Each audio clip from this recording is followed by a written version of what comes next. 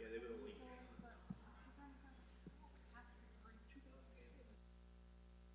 the Dodgers are the league game.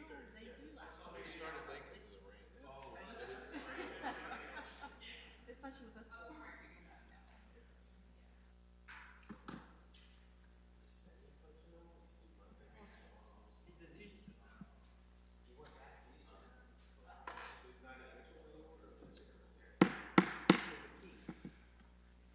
Good evening, everyone. I'd like to call the Park and Recreation Commission meeting of October 12th to order. Roll call, please. Or actually, we're going to start with the Pledge of Allegiance. The flag's over here.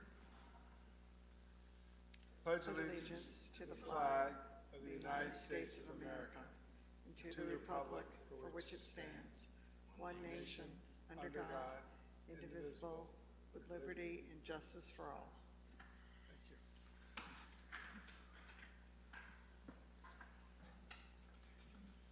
Roll call, please.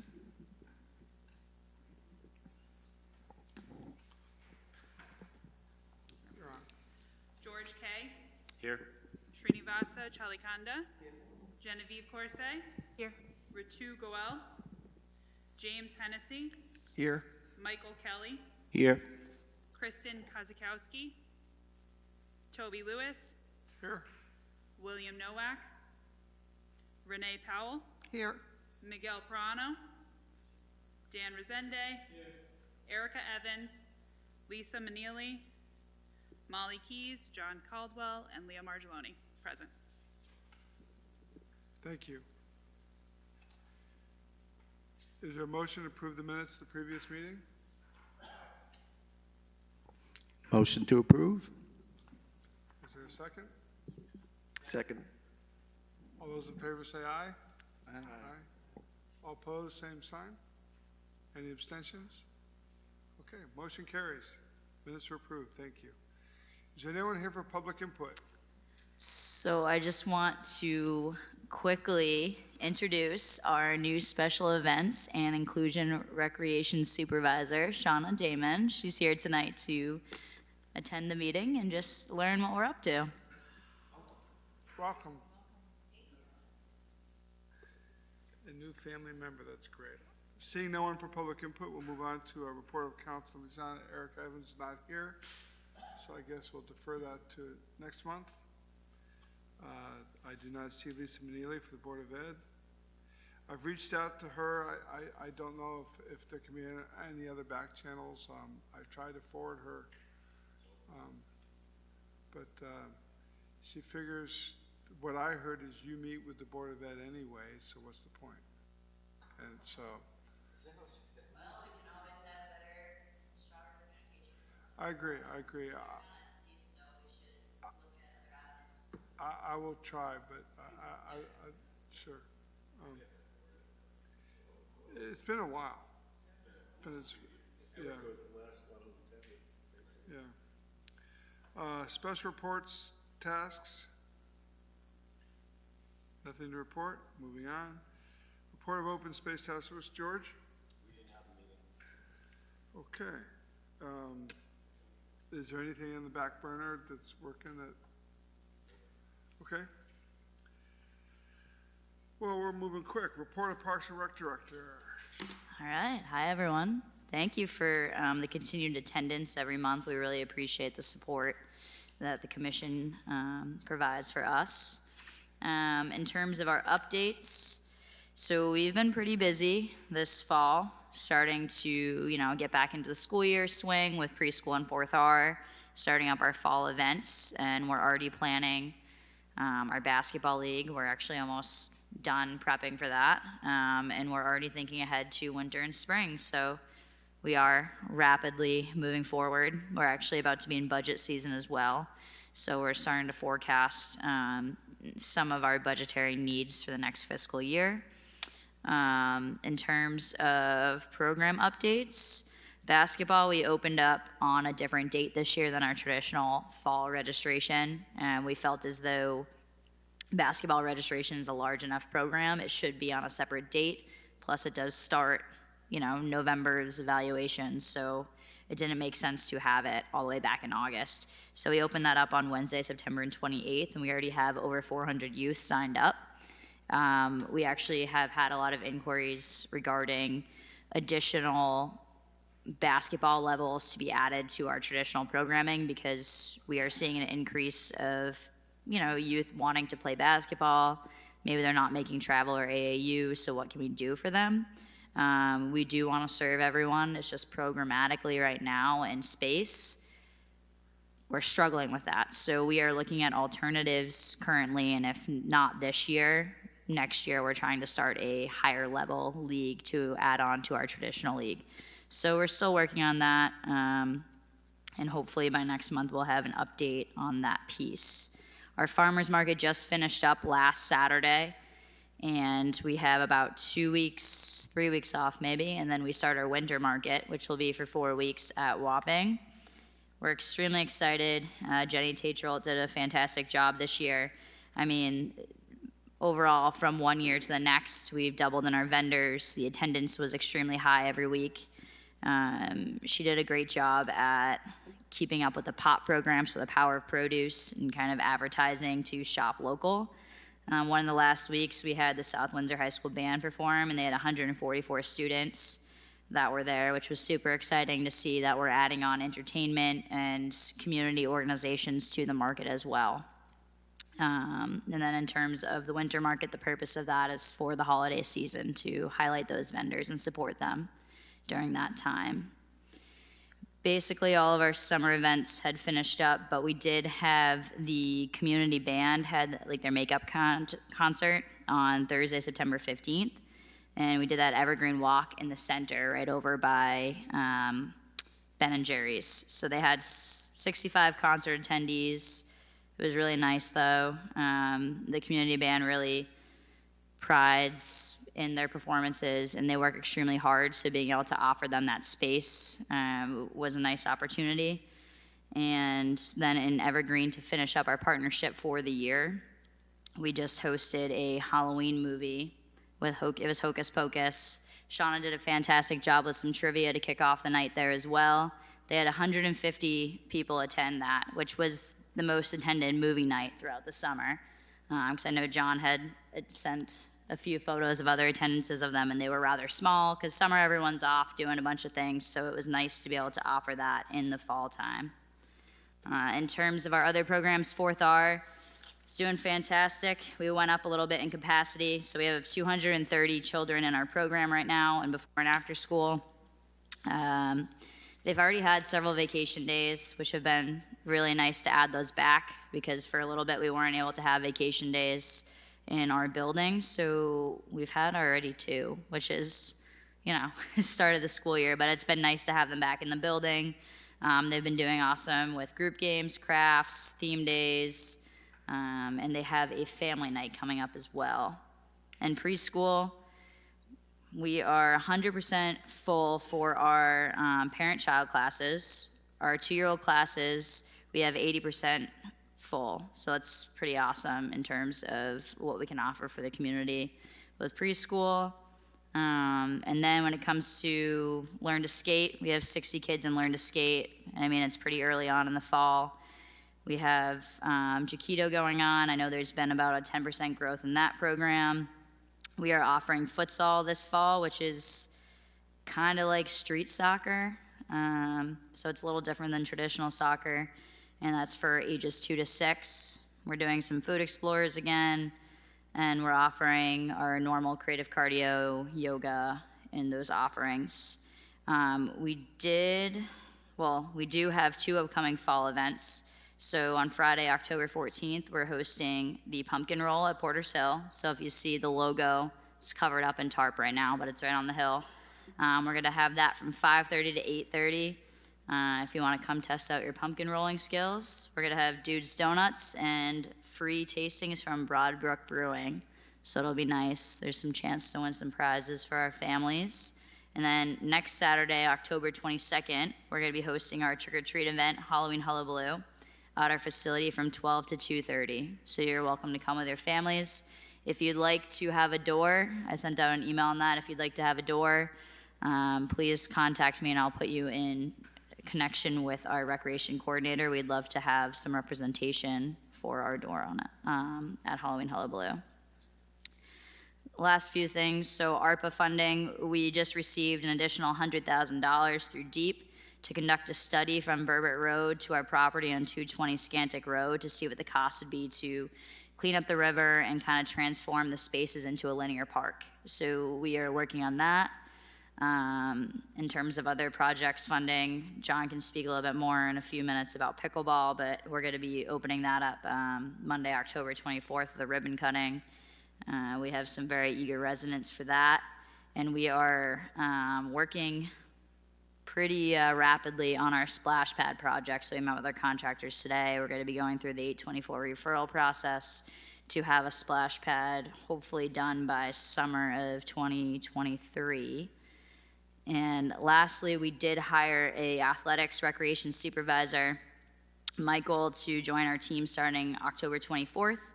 And he comes to our department with years of nonprofit and recreation experience. We're really excited to have him. And we're currently interviewing for a new customer service clerk, and that position is going to be filled by early November. So then we will have a full staff team, and we're really eager and excited for that moment. So yeah, I'll hand it off to John. Oh yes, well, and we also had, to finish up the season, we wanted to mention Genevieve originally last spring, right? The Girl Scouts were supposed to have an outing. It was postponed due to weather. We were able to host that in the fall. It was super exciting to see all the kids out there. They had way better weather this time around, but we were able to host that opportunity, and hopefully we'll be able to do that for them next spring as well. Great. Before you get into John, Molly, with all those programs and the attendance, how did we do financially? I would say our finances are starting to improve. Obviously, I think I've mentioned several times, we took a big hit with our special revenue fund. We are seeing that a lot of our programs are putting us in the positive right now instead of the negative, which is a flip from last year. So we are slowly starting to maintain our special revenue fund instead of digging into it. I wouldn't say that it's as healthy as 2019, but we're working towards it. Great, thank you. Any questions for Molly? Go ahead, Janet. I was curious about the 4th program and what the numbers, I mean, aside from what we have here as far as maybe a wait list, what are we looking at for, you know, who else still needs that kind of care? Yeah, we do have a pretty decent wait list typically for a 4th R program. It's been a thing ever since the program's been created, and that's just due to spacing, staffing, and our ratios. Unfortunately, just like any other childcare place, I'm not sure how many more youth we can serve at this time. I will tell you, my recreation supervisor, along with the other recreation supervisors, are often jumping into the program because we struggle to find staff, which is unfortunate because we do know it is a need for the community. So we're just trying to balance that because we don't want to jeopardize our program quality as well. So you can accept all the kids you want and make ratios bigger, right? But it's just not as safe, and the program quality would go down, and that's what we try to value that. Is that due to the hourly rate, or is there certain people that we're screening?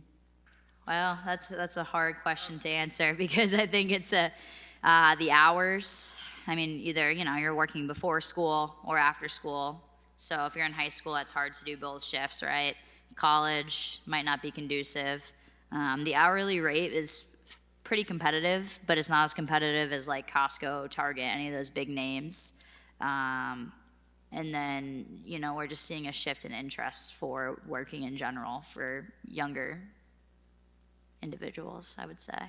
It's been a struggle over the last couple of years. Like I would say, like VMP, we did not have a hard time with finding staffing this past year, but that was because a lot of them were trained through us, so we had that capacity to do that and that ability, and a lot of other towns were not able to do that, so they struggle with their pool.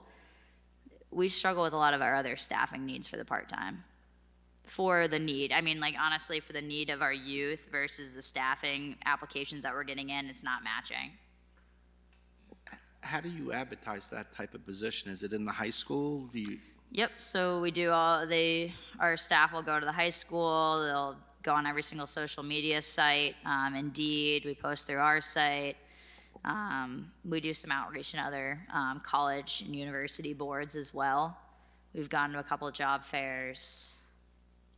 Yeah, we're at the start to look at, some creative avenues, whether that's referrals, gift cards or other incentives, right? So I know other people are doing that, so we have to look at what we can do and what's feasible for us in order to get those staff in. Because once we get the staff in, we do know they enjoy working for us and they love it, so they typically do tend to stay for a couple years, especially our camp, our VMP, or after school. They stay for as long as they can feasibly. Any other questions? Thank you. John? Good evening, everyone. If we're going to talk about staffing levels, I'm going to touch on that briefly. I wasn't planning on it, but the Parks Department is finally up to full staff with 12 employees and 1 part-time employee, our groundskeeper, Jam. He's new to us. Everything's going pretty smooth. We do have some new people at Recreation, and it's a lot of high energy. I like to see. It's good. I think they're going to bring a lot of new programs and a lot of great ideas. We have a lot of new people in the department, both in Parks and Recreation. And we got together briefly yesterday, the other day at the Rotary Pavilion for a short period of time, and everybody met each other, and it was nice. And it's, Parks and Recreation back at full speed. It's great. But with that, I'm going to go right into it. With last month ended most of our fairs and festivals with the Whopping Fair, the football jamboree at Rye Street for the Panthers, and then the Apple Festival, and then also the Girl Scouts. And everything went smoothly. We were a little worried with some weather on the Apple Festival and with the Whopping Fair the day before with all the rain, but everything seemed to hold out. The fairgrounds held up pretty well for the amount of vehicles and people that were on it, so we were happy with that. The damage at Rye Street's been repaired. We did not find out who did that. We do have some new cameras now that have a much better look at both Rye Street football and over at Pickleball, and they cover the parking lot better. The new Ellington Road parking lot 1355, that's an addition to Whopping Park, is now complete. We do have a new addition. There was an old building out back that stood on a concrete slab that's in very good condition. It looks like Howard Slater and Billy Mitchell from Environmental Services.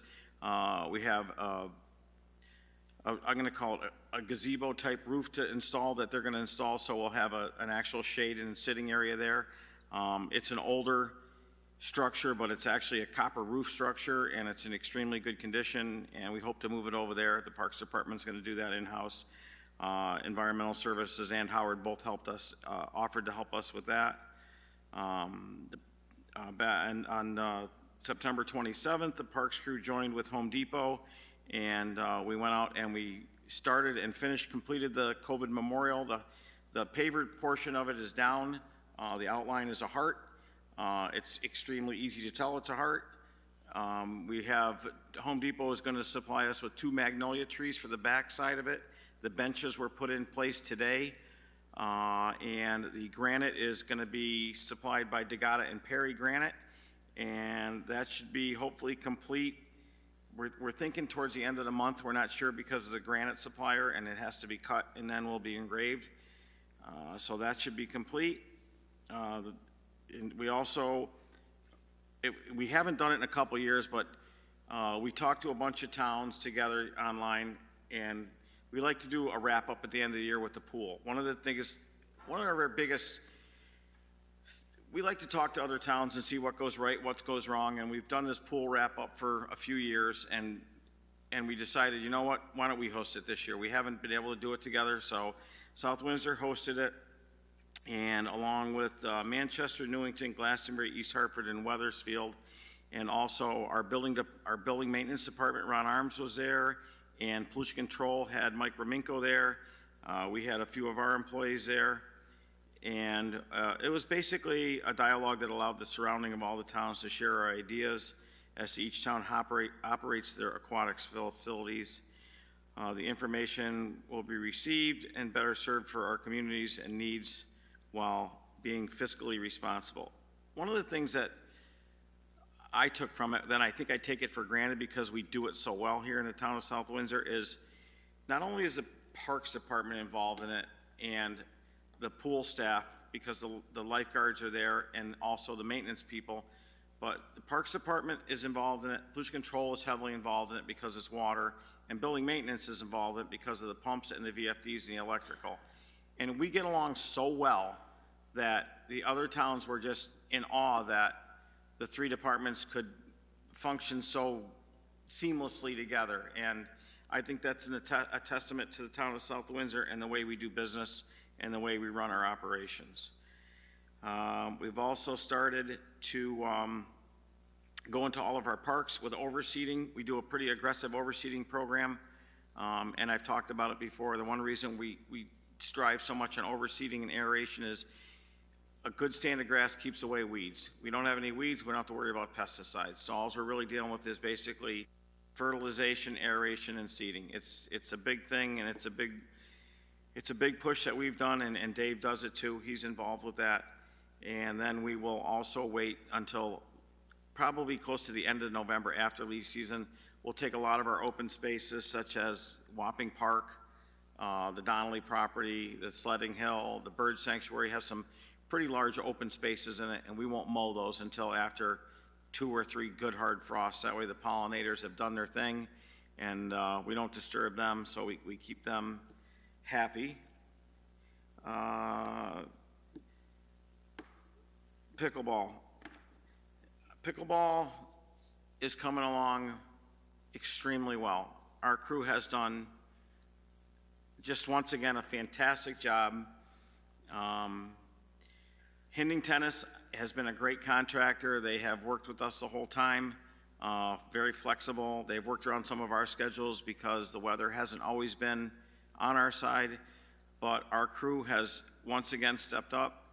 They've saved the town enough money to bring this project in, I shouldn't say under budget, it's gonna be right about on budget, but we've done some extra things.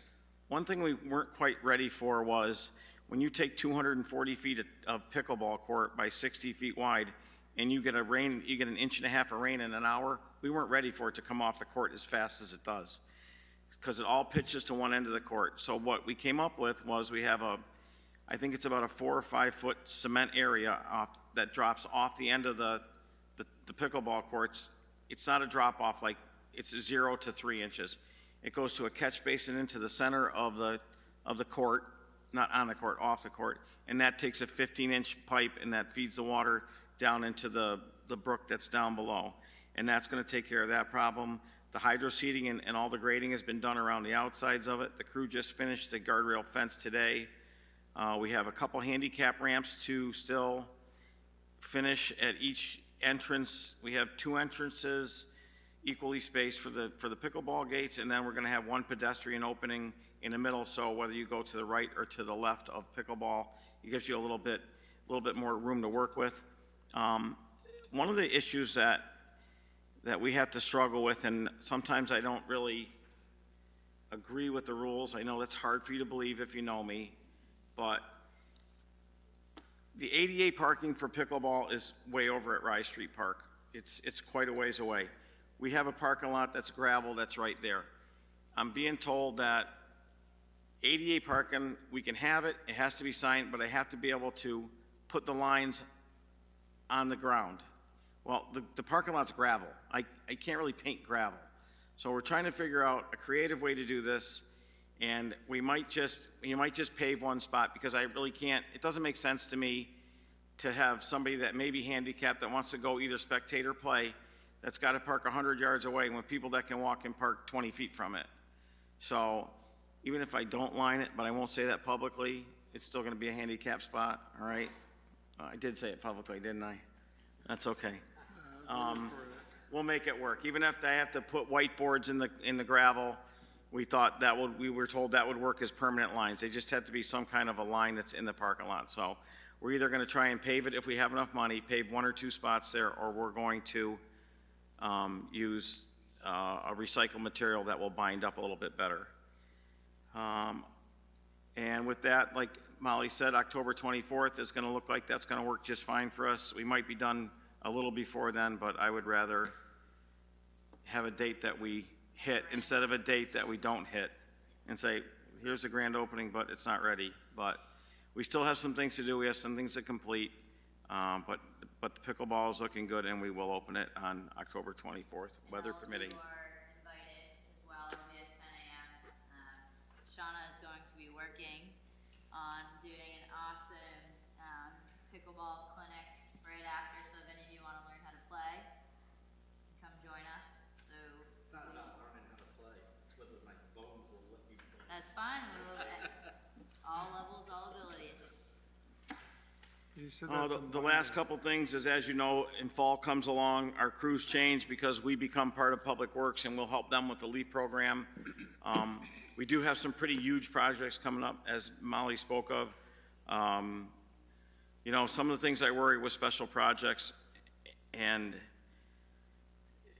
sometimes we have to go above and beyond to make a project come to fruition and be done the way we want it to be done, because we don't like a project that isn't complete. But I do worry that our maintenance falls down on it. The crew does, like I said, they've always stepped up. They've done a great job, and now being up to full staff is good.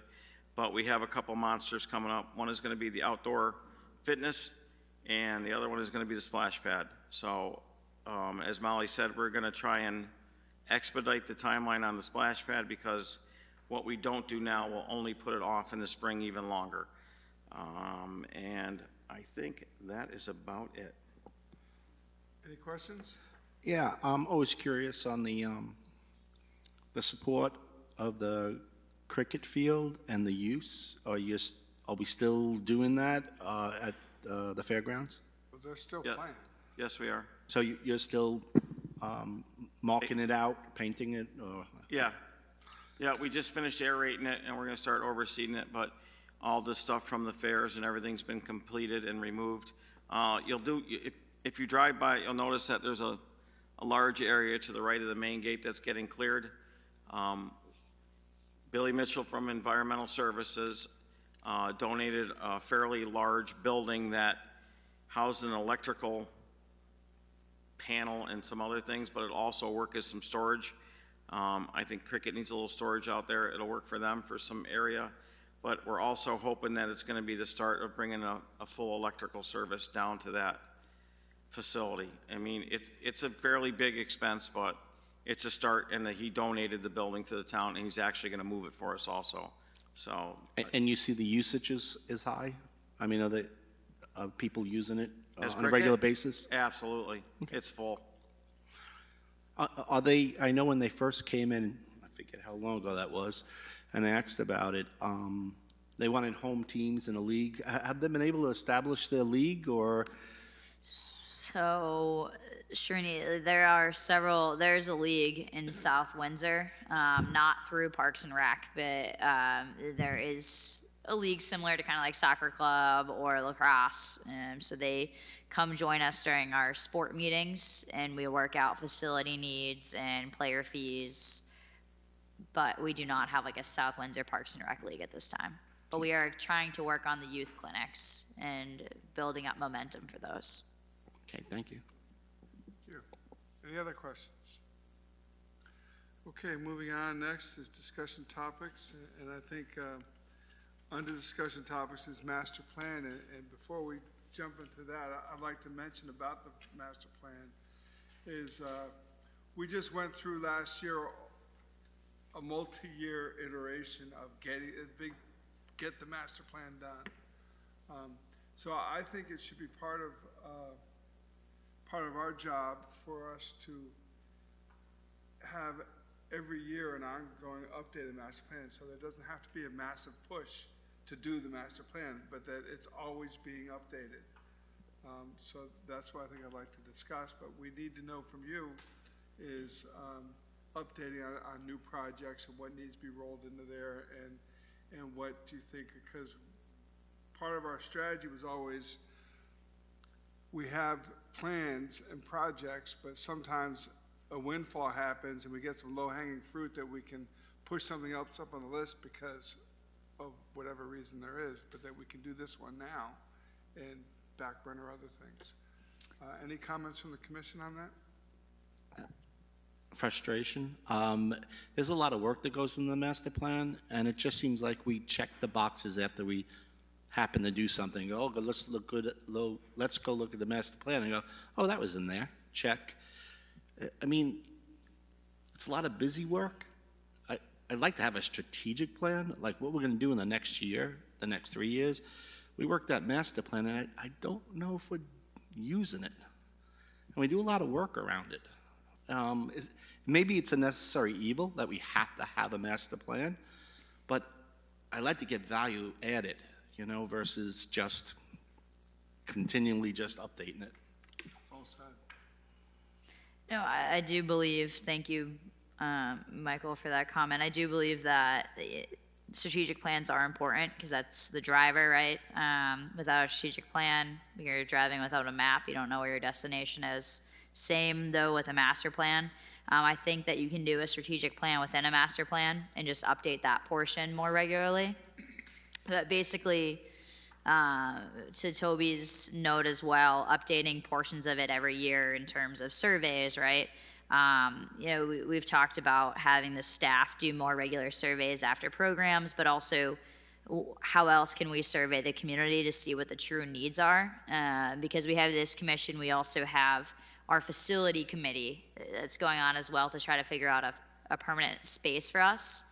But to really steer those committees and steer our department and what we should be doing and looking for the future, we kind of have to really assess our current and future recreation and park needs, and develop a strategic plan through that to budget our long-term program, long-term or phased developments or improvements, right? So if we start to highlight portions of surveys, needs assessments, and starting to really look out, like, okay, we know in 5 years we're gonna need to start a phase to repair the pool.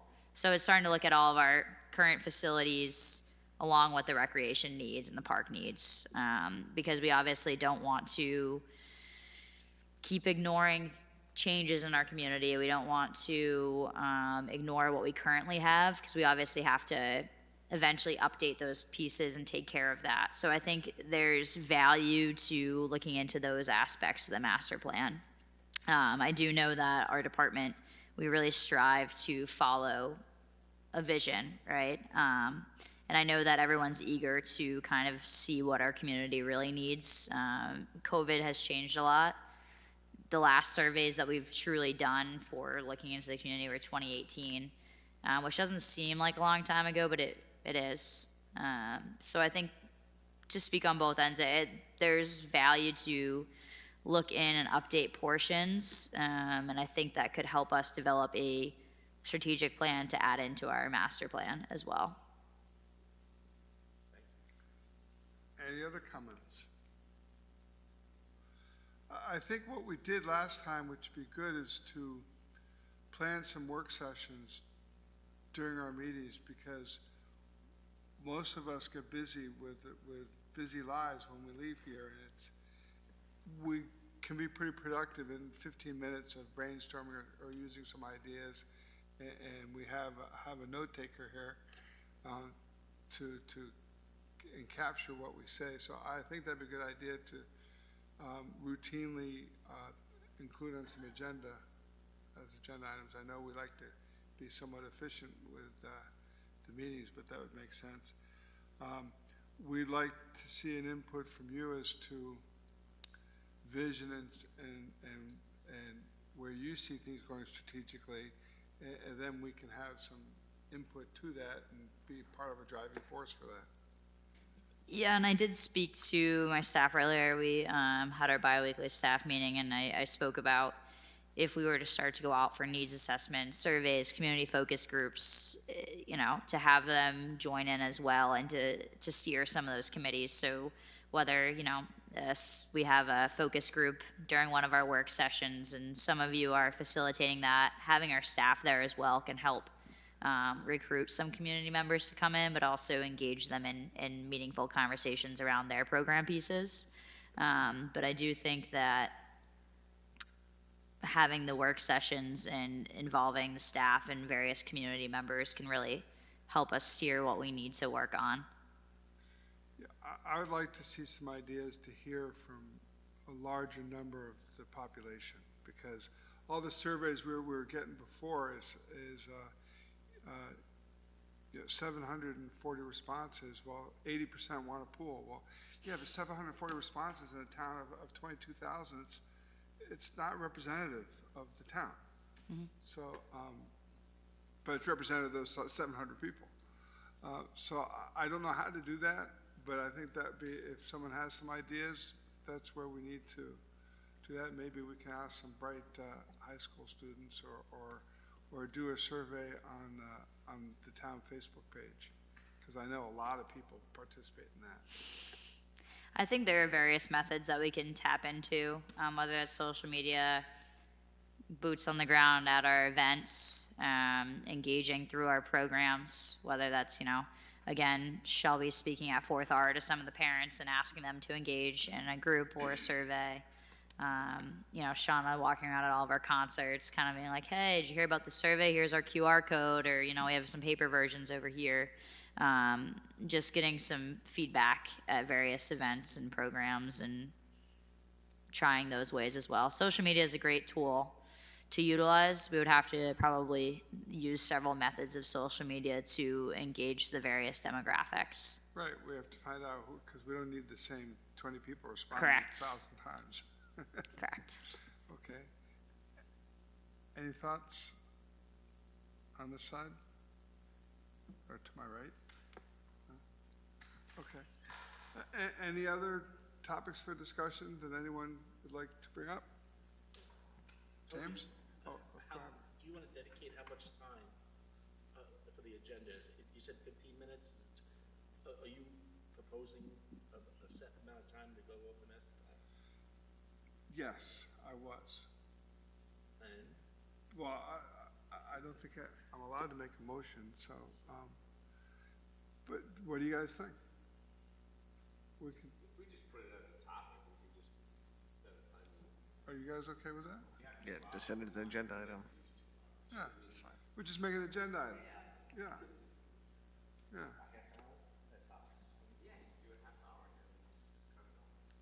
Are there any materials that you would like for next meeting for us to provide or prepare, whether that's previous survey samples pulled from the master plan or other methods for surveys? One of the old, like, the old 10-year plan, just that page, these guys can look at, if they've never seen one, because that's how we updated everything. And that's how, like, when you said when money came up for like something in year 3, but the money's available for this, we move it up and get it done. But it was actually one page, 10 years out, of what projects we wanted to do, and there's a cost associated with it. So some of the stuff got pushed down every year because it was, you can't afford it. But that page, we lived up there. Yeah, we can do that. Yeah, we can provide that for All right, that'd everyone be next great. meeting. That Yep. was the best thing, because that gave you guys. It was simple. Great, used to bring it to every meeting. and that's my point before. It was simple. Keep it simple. Yeah, but we brought it to every meeting and we looked at it, and then if we wanted to move something, or if money came available for something, we move it up. Right. I do think that in order for us to work on that sort of spreadsheet, we would need to gauge what our community needs are first before updating that portion. Yep. To get an idea how we want to set it up. Yeah. Because that's like a work in progress, you can change that every month, and look at it, or every 6 months, whatever you want to do. Yeah, I would advise not to wait for the input of surveys, however they may be, because I would imagine the two of you have a backdoor wish list of if we could, if it were possible, if we had the money, we'd do this, we'd do that. Let's see the wish list. Go figure. All right, we'll prepare that list for next meeting. Yeah, and if we could put that, some time on the agenda for that, that'd be great.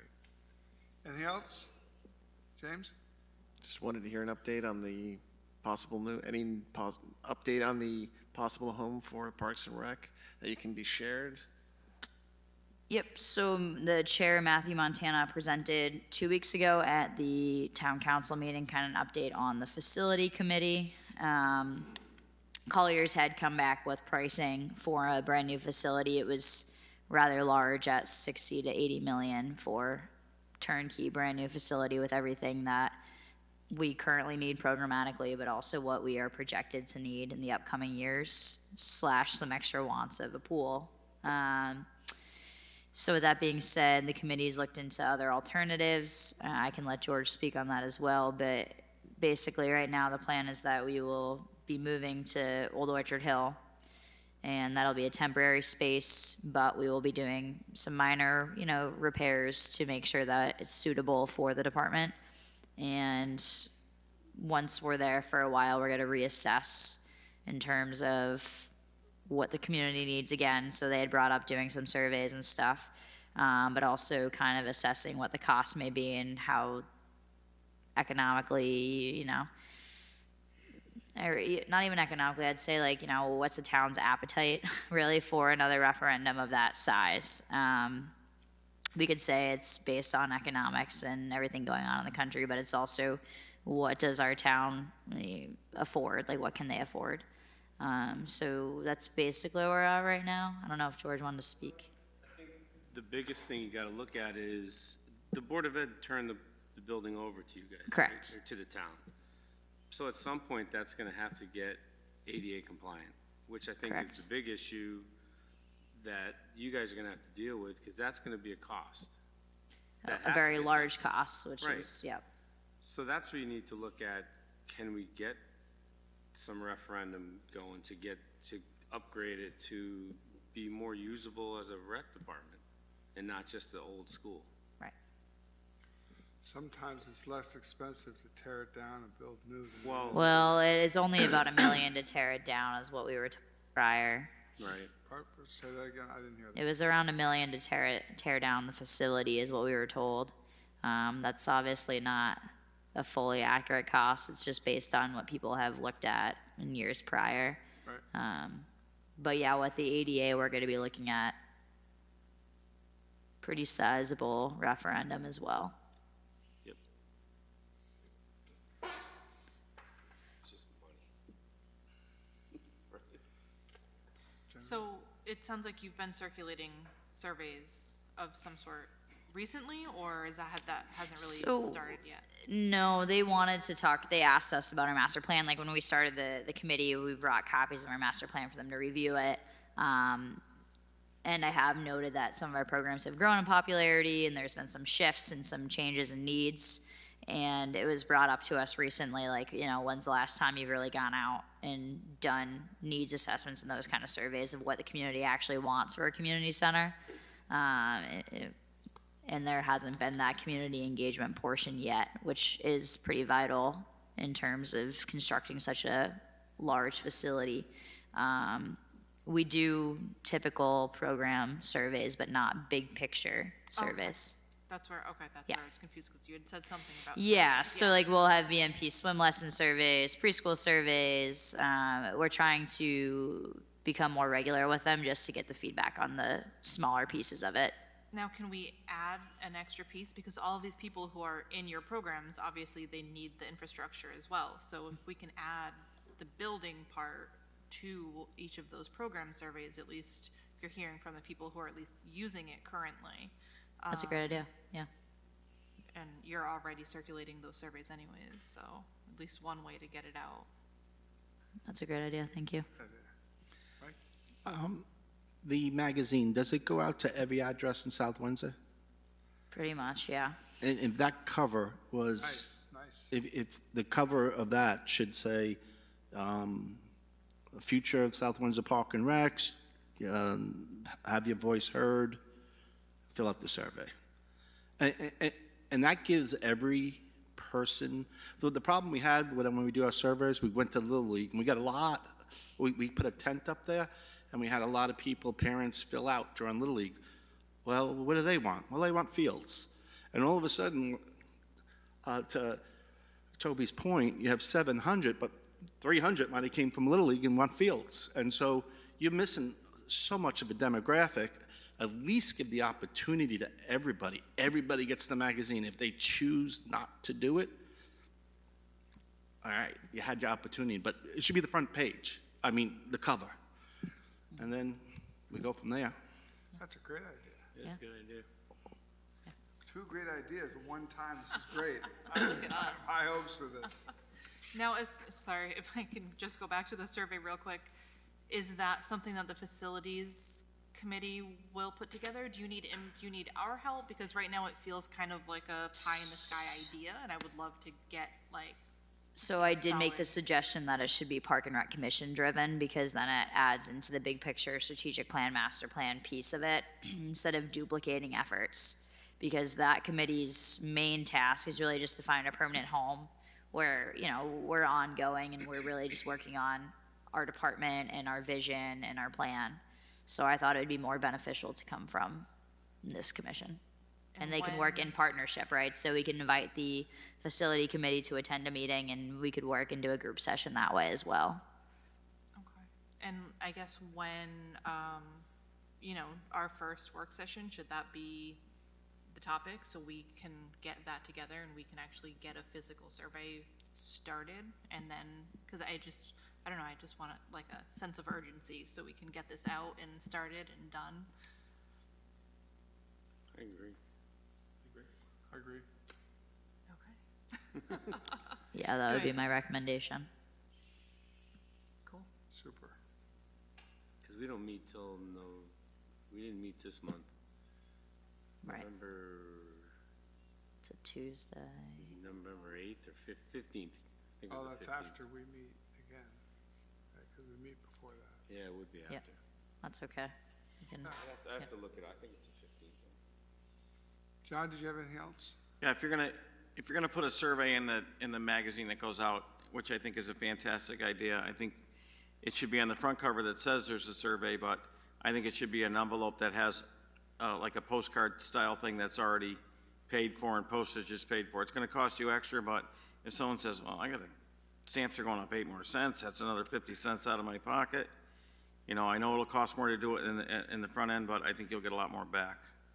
Keep it simple. A QR code in the book. Even I can figure out the QR code.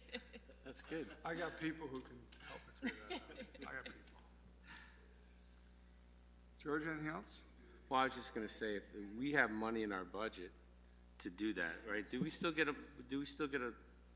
like 5,000 a year? I mean, if we had to, we could do something like that for the letters, or prepaid, whatever. How does the prepaid work? Only if they mail, you get charged, or every postcard that you mail? No, you pay for it. Whether Whether they use it or not? Yeah, Yeah. whether you use it or not, yeah. That's why the QR code is great. And even if we can post them, like little plaques on the Wapping building, or I don't know, places where we have programming with the QR code and just a little blurb maybe.